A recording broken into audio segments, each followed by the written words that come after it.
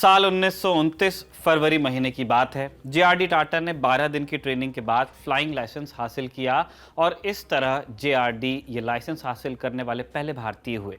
इसके अगले ही साल आगा खान ने एक हवाई प्रतियोगिता का ऐलान किया। भारत और इंग्लैंड के बीच जो सबसे पहले एक सोलो हवाई यात्रा पूरी करेगा उसे इनाम देने का ऐलान किया। भारत से 3 लोग इस प्रतियोगिता में हिस्सा लेते हैं। पहले थे जेआरडी टाटा। टाटा ने कराची से फ्लाइट शुरू की और एक जिप्सी मॉथ प्लेन को लेकर उड़ान भरी। दूसरे व्यक्ति थे एसपी इंजीनियर। एसपी लंदन से कराची की ओर उड़ान भर रहे थे। तब एसपी इंजीनियर की उम्र महज 19 साल थी और जेआरडी टाटा तब 26 साल के होते थे। ऑल इंडिया रेडियो को दिए एक इंटरव्यू में टाटा बताते हैं कि वो कराची से उड़ान भरकर कायरो पहुंचे, इजिप्ट में। रास्ता थोड़ा गलत हो गया था क्योंकि टाटा का कंपास 45 डिग्री गलत दिखा रहा था। टाटा रविवार के दिन काहिरा पहुंचे। कायरो छुट्टी का दिन था, इसलिए ब्रिटिश एयरफोर्स ने एयरपोर्ट बंद किया हुआ था। उन्होंने टाटा से कहा कि तुम अलेक्जेंड्रिया जाओ, इजिप्ट का एक तटीय शहर। टाटा अलेक्जेंड्रिया पहुंचे तो वहां एक और जिप्सी मॉथ विमान खड़ा था। ये एसपी इंजीनियर का था। टाटा ने एसपी से पूछा कि तुम यहाँ क्या कर रहे हो। एसपी ने बताया कि उनका स्पार्क प्लग खराब हो गया। टाटा चौंके। उन्होंने एसपी से कहा कि तुम लंदन से बिना स्पार्क प्लग लिए ही उड़ गए। एसपी ने तब जवाब दिया कि मैंने ऑर्डर दे दिया है लेकिन आने में देर लग रही है। इसके बाद टाटा ने अपने स्पेयर प्लग्स में से एक एसपी इंजीनियर को दिया। बदले में एसपी ने टाटा को अपना लाइफ जैकेट दिया। इसके बाद दोनों अपने अपने रास्ते पर उड़ चले। टाटा जब तक पेरिस पहुंचे, एसपी कराची पहुंच चुके थे। इस तरह एसपी ने ये रेस 2.5 घंटे के अंतर से जीत ली। टाटा से जब पूछा गया कि क्या उन्हें रेस हारने का मलाल नहीं, तो उन्होंने जवाब दिया, खेल भावना के लिए होता है। मेरे जगह कोई और भी होता तो यही करता। वहीं एसपी ने टाटा के लौटने पर कराची एयरपोर्ट पर उनका स्वागत करवाया और उनकी मदद के एवज में उन्हें तोहफे में एक मेडल भी दिया। टाटा रेस हार गए थे लेकिन बदले में उन्होंने उम्र भर की एक अनमोल दोस्ती जीत ली। एसपी इंजीनियर आगे जाकर आजाद भारत के दूसरे चीफ ऑफ एयर स्टाफ हुए। वहीं जेआरडी ने 1932 में टाटा एयरलाइंस की शुरुआत की और आगे जाकर एयर इंडिया के चेयरमैन भी बने। सालों बाद एसपी को लिखे एक लेटर में टाटा ने लिखा, ये दोस्ती मेरे लिए एक कंपटीशन जीतने से कहीं ज्यादा मूल्यवान साबित हुई है। नमस्कार, मेरा नाम है निखिल और आप देख रहे हैं तारीख, जिसमें हम सुनाते हैं भारत से जुड़ी ऐतिहासिक कहानियां। आज 29 जुलाई है और आज की तारीख का संबंध है जहांगीर रतनजी दादा भाई टाटा या जेआरडी टाटा से। आज के दिन साल 1904 में उनका जन्म हुआ था और हमने सोचा इस मौके पर उनकी जिंदगी से जुड़े कुछ दिलचस्प किस्से आपसे शेयर किए जाएं। Brought to you by Kuku FM. Download the app now. शुरुआत से पहले लेकिन एक सूचना दे देते हैं। जेआरडी टाटा के बारे में और जानना चाहते हैं तो एक किताब के बारे में आपको जानना चाहिए। JRD Tata man of many talents नाम की ये ऑडियो बुक है जो कुकू एफएम पर उपलब्ध है। इस किताब में आपको जेआरडी टाटा और टाटा औद्योगिक घराने की पूरी कहानी मिल जाएगी।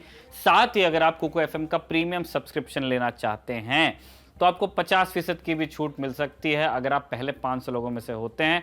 एक काम करना है, आपको LT50 ये कोड इस्तेमाल करना है।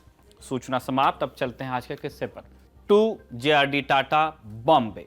70 के दशक में टाटा ऑफिस में आने वाले चिट्ठियों के पते वाले कॉलम में सिर्फ इतना लिखा रहता था, ना ऑफिस का नाम ना ऑफिस का पता, सिर्फ जेआरडी टाटा का नाम लिख देने भर से चिट्ठियां उन तक पहुंच जाया करती थी। टाटा ग्रुप में 2 लाख से ज्यादा कर्मचारी काम करते थे और सबको मालूम था कि किसी भी शिकायत पर वो सीधे जेआरडी टाटा को चिट्ठी लिख सकते थे। 25 साल तक टाटा के एडमिनिस्ट्रेटिव सर्विसेज के प्रमुख रह चुके अरुण मायरा ने टाटा ग्रुप के ऊपर एक किताब लिखी है, the learning factory, how the leaders of Tata became nation builders. इस किताब में मायरा ने इन चिट्ठियों से जुड़ा एक दिलचस्प किस्सा शेयर किया है। वह यूं कि एक रोज मायरा की सेक्रेटरी ने उन्हें बताया कि चेयरमैन उनसे मिलना चाहते हैं। टाटा मोटर्स का नाम तब टेल्को होता था। टेल्को का ऑफिस था पुणे में, जहां HR की जिम्मेदारी अरुण मायरा संभाल रहे थे।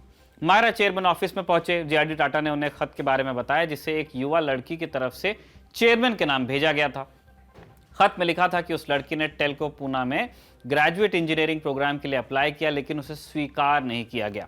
खत दिखाते हुए टाटा मायरा से बोले, मैं तुम्हारे सिलेक्शन प्रोसेस में दखल नहीं देना चाहता लेकिन खत की बात परेशान करने वाली है। टाटा ने आगे कहा, खत के अनुसार लड़की प्रोग्राम के लिए क्वालिफाइड है लेकिन उसे सिर्फ इसलिए सिलेक्ट नहीं किया गया क्योंकि वो एक लड़की है। अगर ये बात सच है तो सवाल उठता है कि आप लिंग के आधार पर भेदभाव क्यों कर रहे हैं। मायरा कारण गिनवाते हैं, ग्रेजुएट ट्रेनीज को फैक्ट्री फ्लोर पर काम करना पड़ता था, मशीनों पर काम करने के लिए फिजिकल लेबर लगता था और ये काम लड़कियों के लिए बहुत थका देने वाला होता। इसके अलावा ग्रेजुएट ट्रेनीज को बाकी वर्कर्स की तरह शिफ्ट में काम करना होता और रात को काम करना लड़कियों के लिए सुरक्षित नहीं माना जा रहा था तब। इतना ही नहीं, लड़कियों के लिए एक अलग शौचालय की व्यवस्था भी उस दौर में थी नहीं, और तब की फैक्ट्रीज एक्ट के हिसाब से बिना अलग शौचालय के बिना महिलाओं को नौकरी पर नहीं रखा जा सकता था। ये एक टेक्निकल पेज था। शौचालय क्यों नहीं है, यह सवाल उठा तो मायरा ने बताया कि फंड्स की कमी है और अभी अलग शौचालय बनाने के लिए पैसा है नहीं। ये सुनते ही टाटा ने कहा कि मायरा कोई बता रहा था कि तुम आईआईटी गए और टेल्को के लिए बेस्ट टैलेंट ढूंढकर निकाला, इसके लिए बधाई, लेकिन तुम्हें नहीं लगता कि हम महिलाओं को न लेकर टैलेंट के एक बड़े पूल से हाथ धो रहे हैं, और वो भी शौचालय जैसी छोटी सी चीज के लिए। चाहो तो मैं सुमन से बात कर महिला शौचालय के लिए फंड जारी करने को कह सकता हूं। सुमन मुलगांवकर टेल्को के चीफ एग्जीक्यूटिव का नाम था। अरुण मायरा नहीं चाहते थे कि सुमन मुलगांवकर को लगे कि उन्होंने चेयरमैन से उनकी शिकायत की है, इसलिए उन्होंने चेयरमैन से कहा कि वो खुद सुमन से इस बारे में बात कर लेंगे। इसके बाद टेल्को ने अपनी रिक्रूटमेंट पॉलिसी चेंज की और जिस लड़की ने चिट्ठी लिखी थी उसे हायर भी किया गया। चिट्ठी लिखने वाली इस लड़की का नाम था सुधा कुलकर्णी। सुधा ने आगे जाकर इन्फोसिस के संस्थापक एनआर नारायण मूर्ति से शादी की। मायरा लिखते हैं कि नारायण मूर्ति हमेशा इस किस्से का जिक्र करते हैं और कहते हैं कि जेआरडी ने सुधा को नौकरी दी जब उनके पास बिल्कुल पैसे नहीं थे।